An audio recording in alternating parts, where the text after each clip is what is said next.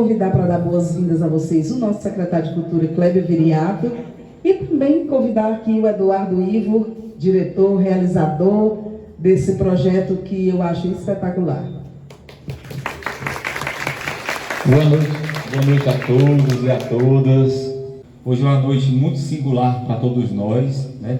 Quixadá é uma cidade cinematográfica, não resta dúvida.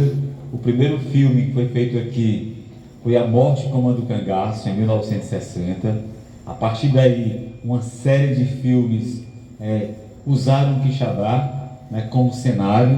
Isso é motivo de muito orgulho para a gente, porque o cinema já faz parte da nossa identidade cultural. É impossível falar de Quixadá sem falar de cinema, né? De 1960 para 2024, aí nós temos mais de cinco gerações, né?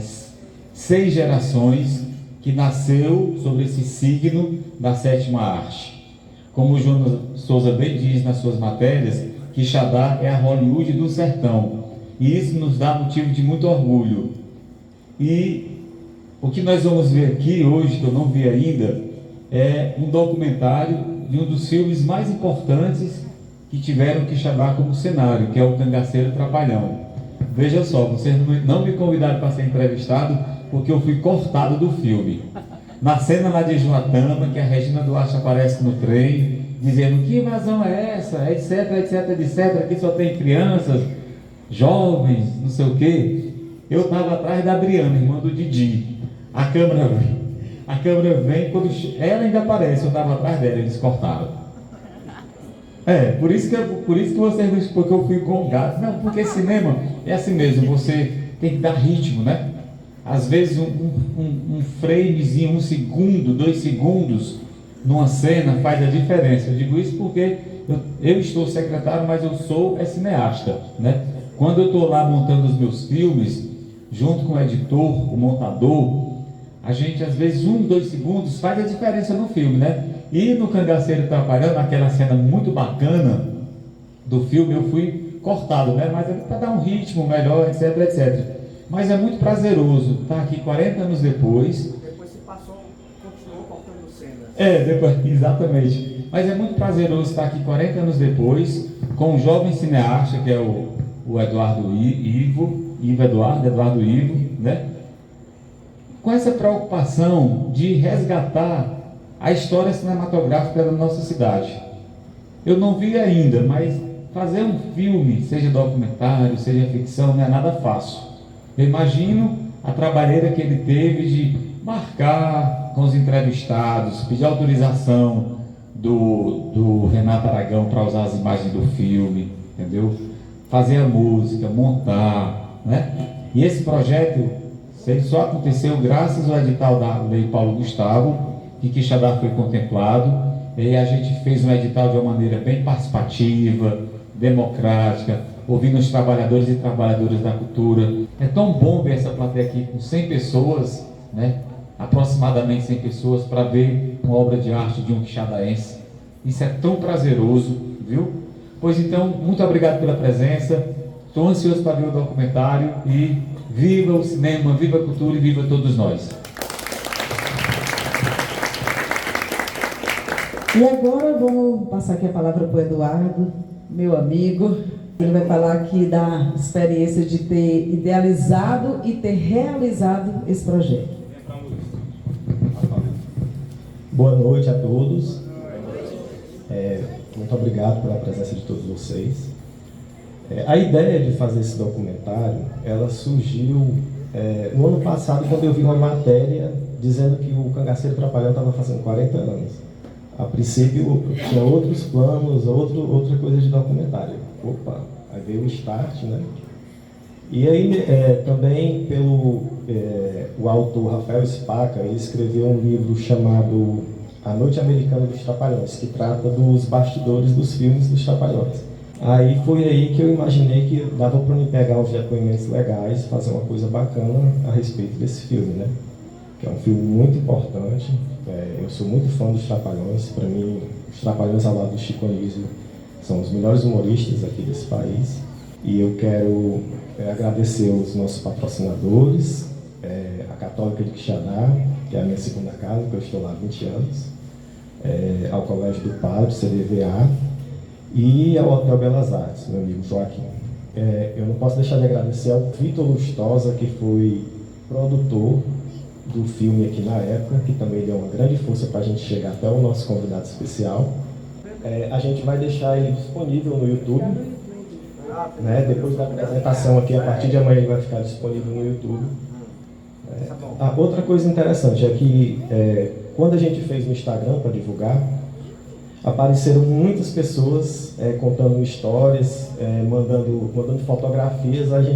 Poxa, a gente perdeu todo esse pessoal, porque a gente não tinha, né? O próprio Kleber aqui contou o Luzimar entrou em contato com a gente. Muita gente, assim, quem sabe até não tem uma segunda parte depois, né?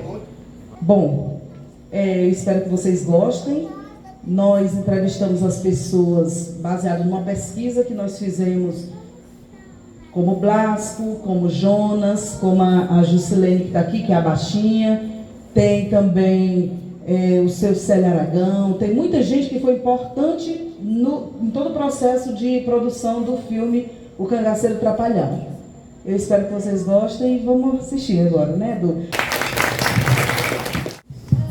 Gente, eu acho que a pior parte desse documentário foi quando a gente entrevistou a Dona Tereza, porque foi emocionante ela contar que, mesmo em ter perdido a filha dela durante as gravações, ela não conseguia ter raiva, ela não tinha raiva, e é assim, de uma sabedoria e uma maturidade enorme dela, né?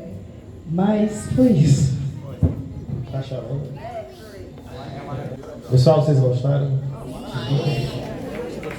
Será que dá para fazer a parte 2? Se tiver alguém que participou do filme, foi figurante ou teve alguma participação, quiser dar algum depoimento, falar alguma coisa, fica aberto aqui. Quer falar, Jonas? Pronto.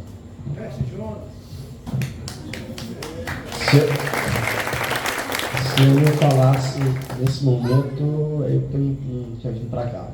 É que eu tinha que falar no final de tudo, né? Do filme.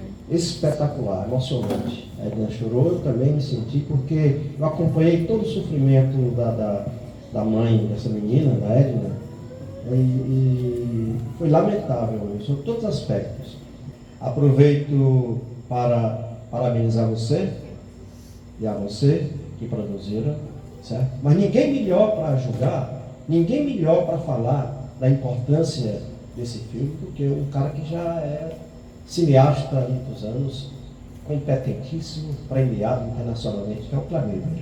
Eu acho que ele é a pessoa mais indicada para falar, para analisar esse documentário. Logicamente que nos grandes centros onde se produz cinema, tem os críticos, né? Os críticos são convidados, né? Kleber? Os críticos são convidados para analisar na revista, no jornal, né? Na TV, são analistas de cinema, né? São pessoas especialistas que são convidados para falar, né? Uns criticam, outros elogiam, mas acredito que se fossem os críticos convidados hoje para cá, eles só escreveriam elogios para vocês. Boa noite. Vou procurar ser bem breve, né? Porque o pessoal para casa pesquisar lá no YouTube, que já vai estar disponível, né?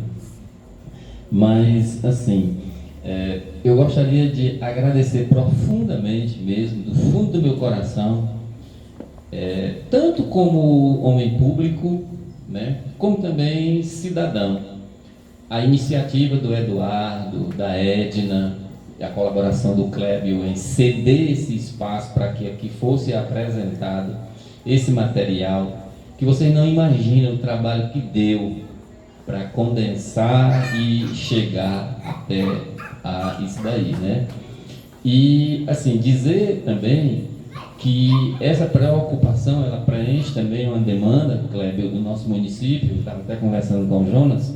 Gente, nós já produzimos tanta cultura, mas tanta cultura, né? Mas infelizmente nós somos falhos nos registros, né? Tem tanta gente que fez cultura aqui em Quixadá e a gente não tem uma foto que também na época não tinha, né, as maquininhas digitais, a facilidade que existe hoje, que tudo não foge do clique dos celulares. Mas que bom que foi feito esse chamamento para a gente vir aqui prestigiar o trabalho do Eduardo e da Edna, que eles nasceram para isso, eles têm a cara da cultura, e o Clébio também,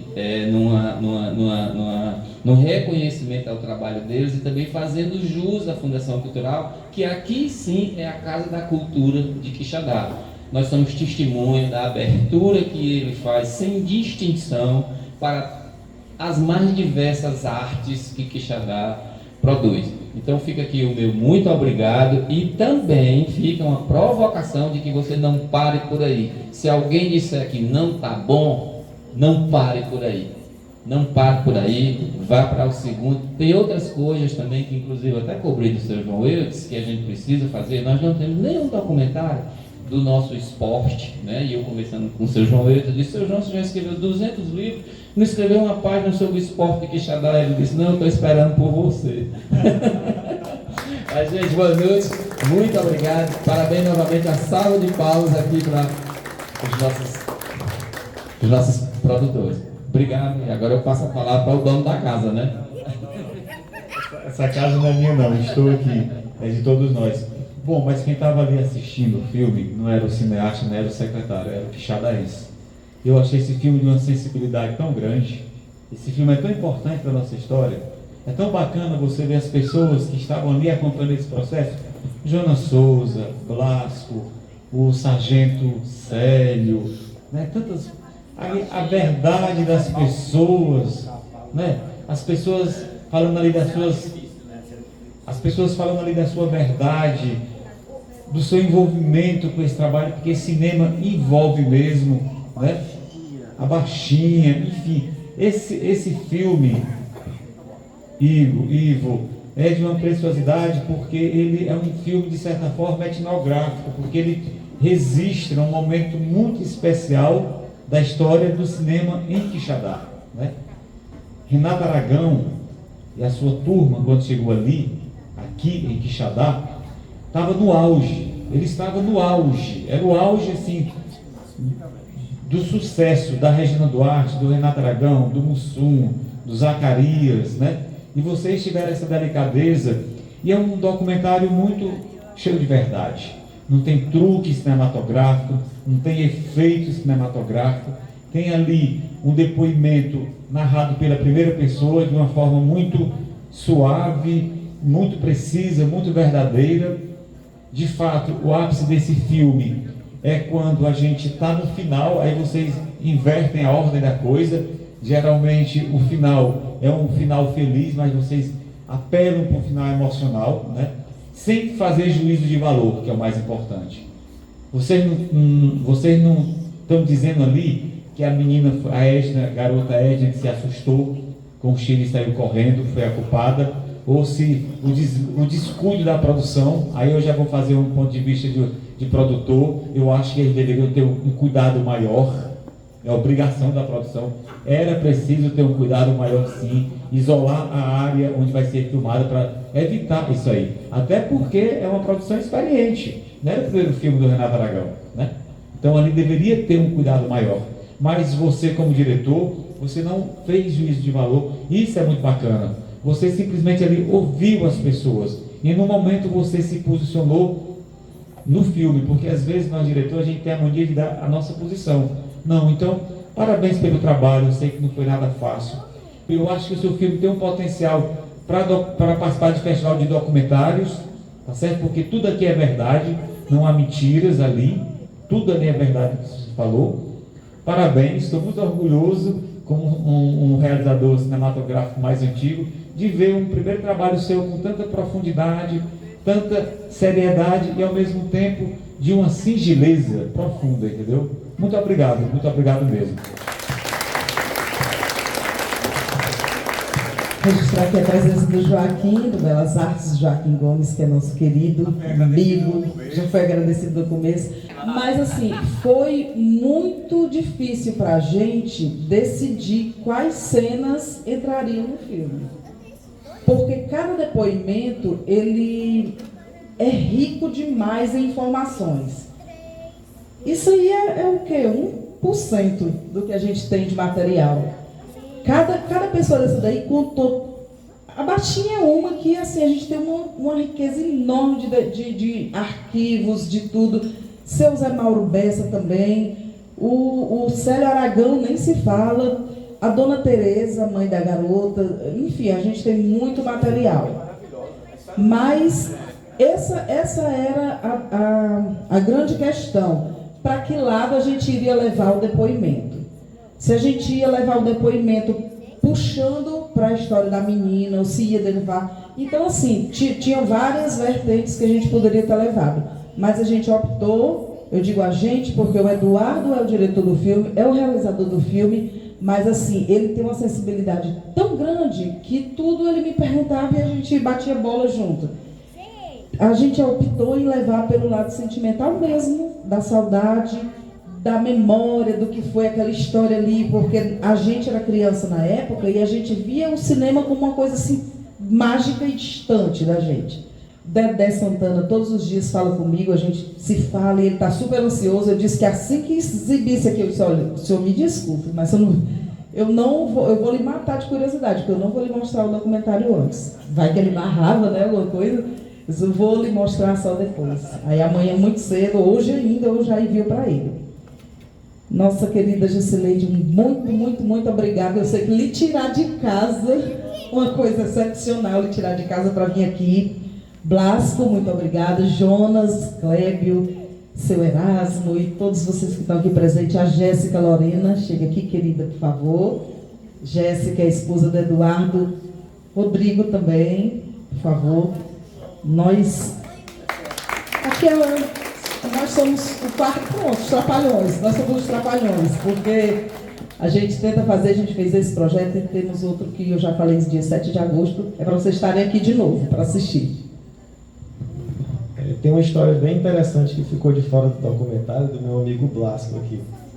A história do racha lá, dos trapalhões. Conta um pouco aí, Blasco, como foi? É que eles pediram, eles jogavam, eles tinham um time, eles formavam um time, e aí eles pediram pra gente organizar uma partida de futebol. Só que tinha que ser em um local, né, que não podia ser aberto, porque senão a gente não conseguiria, as pessoas não deixariam, né? E aí a gente conseguiu fazer uma partidinha de futebol na quadra do quartel. E foi muito legal, porque assim, bola foi o que menos aconteceu.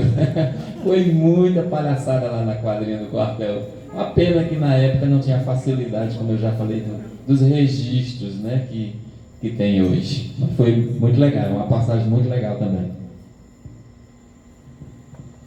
Gente, meu pai não está mais aqui, né, está no céu. E na época foi muito importante, a gente era criança, né, como a Aida disse, cinema era mágico, né. E a gente viveu isso de perto. Também o papai levou, né? A gente morava no São Caetano. E o papai tinha esses cavalos, essas cabras, também era do meu pai, que estava no filme, né? E foi muito gratificante quando a Aida me disse, eu não vou lá para relembrar isso. Foi muito importante na nossa vida. Inclusive o nome do pai dela passa nos créditos do filme original.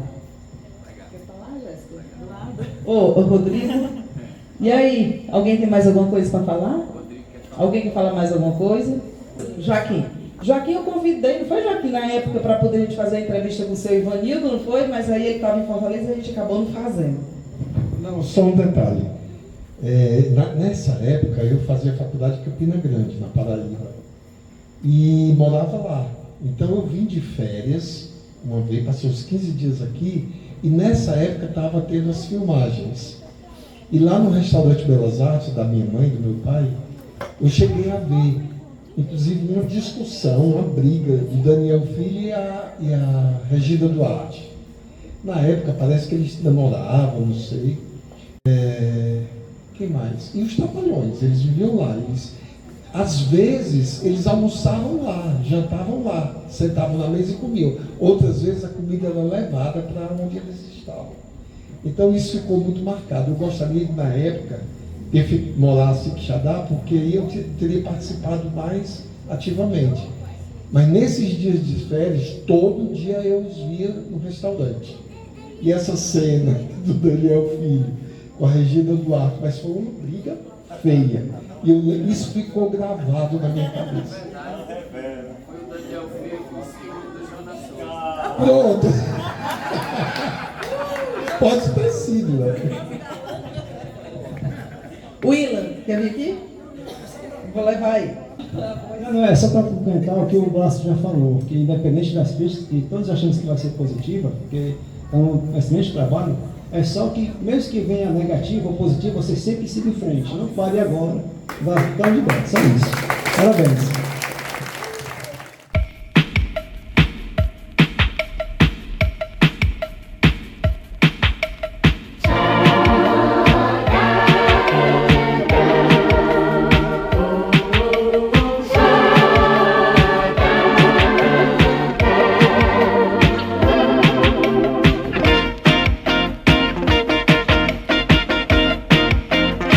Boom.